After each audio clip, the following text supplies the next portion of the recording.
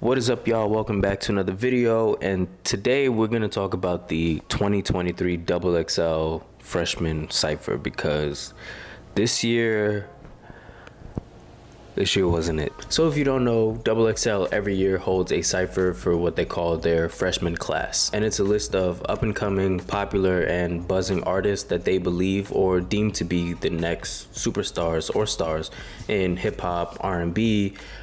They've changed the genres that they've allowed into the cypher for the last couple years, so it has changed a little bit, but it's mainly hip-hop that they've allowed in. These are the artists that they think are next in line to take over the industry and that they want to spotlight. Over the years, we've had a bunch of artists like Kendrick Lamar, Joey Badass, Megan Thee Stallion, Chance the Rapper, Lotto, Lil Uzi Vert, DaBaby, and so many more that we've seen either their career take off or have a sharp decline after the cypher. Now, the XXL Freshman Cypher or freshman class used to be something that we really look forward to. I remember when I was still living in Canada, like 10, 11 years old, getting the magazine, looking at who's next, and being like, this is something that we really look forward to each and every single year. But lately, there's been a lot of criticism towards the magazine, the cypher, and just towards the artists that they've gotten for the cyphers. I agree that it's been lackluster myself, but it's just been a lot of different things that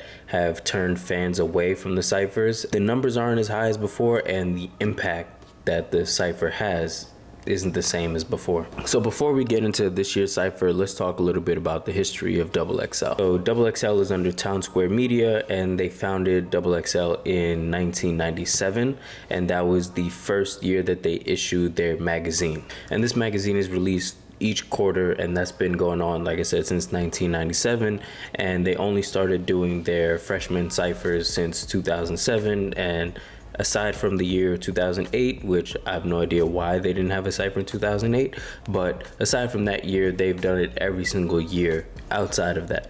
The first rappers that they even had on the magazine were Jay-Z and Master P, and again, this is in 1997, and Jay-Z and Master P were both still on the come up. Master P having released multiple projects, but hip-hop was starting to spread over to other coasts. You know, it was big in the West Coast, big in the East Coast, and now it's starting to go down south. That's right before the boom in the early 2000s, late 1990s, where the South really took over hip hop. And Jay-Z himself having just dropped Reasonable Doubt in 1996, the year prior. So these are both artists that were on the come up, that were known, but they weren't the megastars that they were soon to be. And like I said, the cyphers only started in 2007, so that's a full decade after the magazine had even started to drop. So now let's move a little bit towards the reason why the cypher started, and it was to help underground and unknown artists. And back then it seems like the term underground and the underground scene was more prominent, where it was like a great place to be, where you'll be found by an A&R, a label, or somebody to help you with your career. Now underground just kind of means that you're not known. Underground before was you have a buzz, you're known, you in local areas, the local scene, people know you, but you just haven't reached that stardom yet. Now with everybody being online and everybody being accessible, underground just kind of means, you know, people don't really know you like that, which it has the same meaning, but I feel like its effects are felt in different ways. Obviously, one with the internet, the other one without the internet. So I think that the underground scene and the term underground used for this example specifically has changed over the years. And like I said before, this list was and is for artists who are on the rise and on the come up. And historically, XXL has been a huge push in creating buzz for artists, and that has catapulted a lot of careers. You know, some of the names that I've mentioned before, and it really was a stepping stone into the next step into your career. And when people saw you on the cypher or saw you on the magazine, that was a sign that you're an artist to watch out for. So now that we had that backstory of the history of XXL and the cyphers a little bit, let's get into 2023 and the problems that other people had with it and the issues that I took with it as well. Let's start with number one, which is unknown artists. And yes, this is the point of XXL, to have unknown artists, underground artists that you've never met, that you've never seen, that you've never heard of before to a certain degree. but I feel like they make the wrong choice each year. There's a list of artists that people know. One of them on this freshman list, which is Lola Brooke. Another one is Finesse 2Times. But those are artists that already have a following, already have a fan base, and kind of have that underground buzz that I was talking about before, where they each have hits or they each have records that are bubbling, that have millions of views, that people know about, but they're still not at that superstar status yet.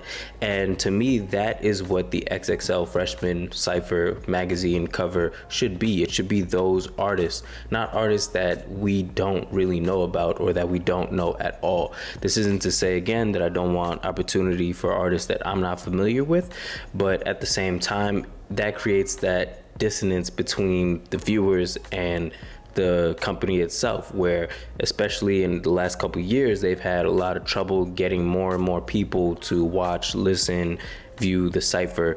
And that's where a lot of the criticism has come from, because it's a lot of artists that nobody knows. And it's great if they're able to showcase their ability, but that's where the problems really rise. And that's what creates the dynamic between being unknown and not really doing a great job in the Cypher. And that brings me to my next point of, I feel like artists now, they have nothing to prove.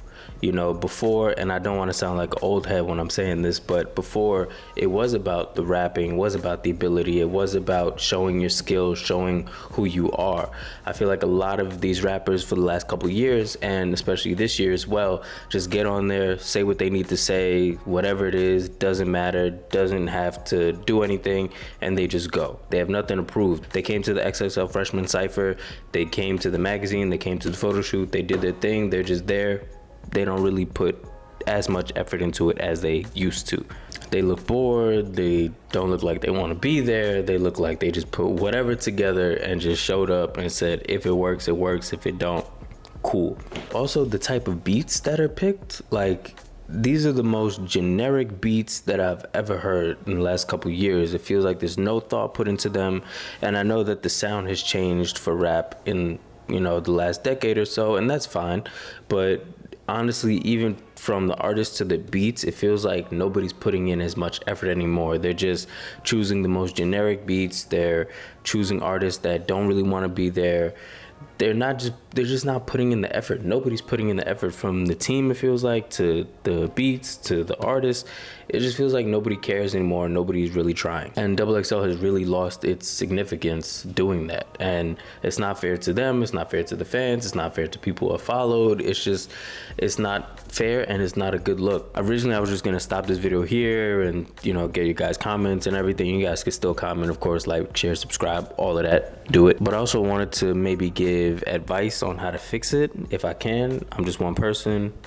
I just like the XXL freshman list and I want to help. So I think one, like I said before, artist selection is very important. So choosing the correct artist and making sure that the fans agree with the artist selection, and really choosing a blend of artists that fit today but that you believe are going to be here tomorrow. Too many rappers have been on the freshman list and just fallen off almost instantaneously, or over the last couple years, or the course of a couple years after they've been on the list, their career just takes a decline. So one, choosing the artist carefully and making sure it aligns with not only your fan base, but just in general the public. You don't want to do everything for the public, but if they're the ones watching, commenting, subscribing, then they are very important to this. The second way that I would help to fix the XXL freshman dilemma for the Cypher is by having a criteria, or a more robust criteria, over what you need and what they need to bring to the table for you to have them. It sounded like they were trying to create a song on the thing, which again, before wasn't the point of it, but now it's kind of like, what is the point of it?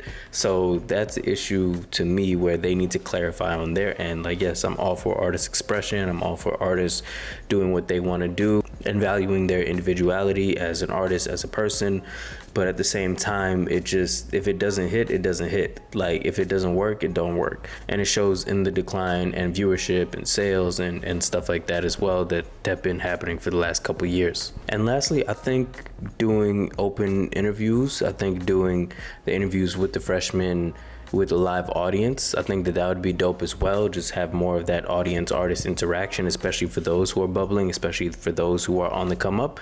It'll help the fans really get to know the artist a little bit better, be more personable with the artist, and the artist gets to see people and react to people and talk to people, and the team can gauge how the artists interact with them. If a lot of people come towards them, if not enough people come towards them, so that lets the artist and the label know what more work or what work they need to do just to boost their fan base as well. And so I think that that would be great for everybody. They present the ciphers, they play it, and then have the artists in a panel type discussion, and then just talk to the artists. Just let them be themselves, let them express themselves, be personable.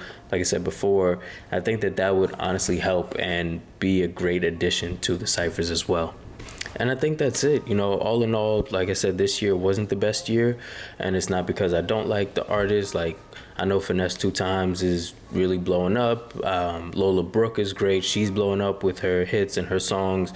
And I've actually had the chance to work with Lola Brooke in the past, where she came to the studio that I worked at, and we did a freestyle with her on that, and that was dope. And I'm not trying to be biased, but I believe that that freestyle was a little bit better than the one she did at the freshman list. I think that not all is lost with XXL, but they definitely have to make creative changes in order to gain the audience and the fan base back. So yeah, and if you're listening to XXL, you need some help, holla at your boy, help you guys out, some ideas. But yeah, I think that that's it. I think if they make a couple changes, then they'll be on the right track again. That was it for the video, guys. If you liked it, please like, comment, share, subscribe, show love down below. I'll show love back. I'll comment. I'll be in the chats with you guys in the comments as well. But yeah, till next time, peace.